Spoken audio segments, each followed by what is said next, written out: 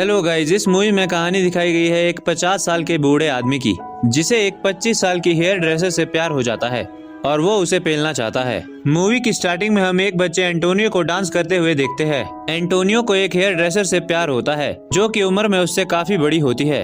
उसको देखने के लिए वो अक्सर उसकी दुकान के पास जाया करता था। वो लेडी अपने एरिया की काफी फेमस हेयर ड्रेसर होती है, जहाँ पे काफी सारे आदमी उसको ताड़ने के बहाने उससे कटिंग करवाने आते थे, जिसमें से एक एंटोनियो भी होता है, जो कि अक्सर उसकी दुकान में बाल कटवाने आया करता था और अपनी आंखें सेका करता था और दिन भर उसी के बारे में सोचता रहता था। एक दिन जब वो दोबारा लेडी की शॉप पे जाता है तो उसकी डेथ हो चुकी होती है, जिसके बाद कहानी कुछ साल बाद की दिखाई जाती है, जहां एंटोनियो बूढ़ा हो चुका है, लेकिन वो अभी तक सिंगल होता है। उसने शादी नहीं की होती है क्योंकि वो उस हेयर ड्रेसर से प्यार करता था और अभी भी उसे याद किया करता था।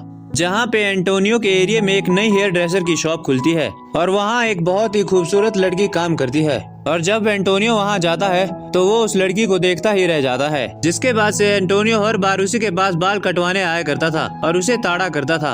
अब वो उसे पसंद करने लगा था और वो उसे एक दिन प्रपोज कर देता है, लेकिन सोफिया उसकी बातों को मजाक समझकर उसे मना कर देती है और अब एंटोनियो उसके पीछे ही पड़ जाता है। और एक दिन मौका पाके जब वो दुकान में अकेली होती है तो वो उसे सेड्यूस करने लगता है और सोफिया भी उसे नहीं रोकती, जिसके बाद वो घपाघप कर लेते हैं। जिसके बाद से ही इनका रिलेशन चालू हो जाता है और जब शॉप में कोई नहीं होता तब ये रोमांस करते रहते हैं और कुछ टाइम बाद ये दोनों शादी भी कर लेते हैं। और शादी के बाद भी सोफिया ने अपना हेयर ड्रेसिंग का काम चालू रखा होता है, जिसमें एंटोनियो भी उसे सपोर्ट करता है। और जैसे ही दुकान बंद होती है तो ये लोग शटर डाउन करके रोज घपाघप करते हैं।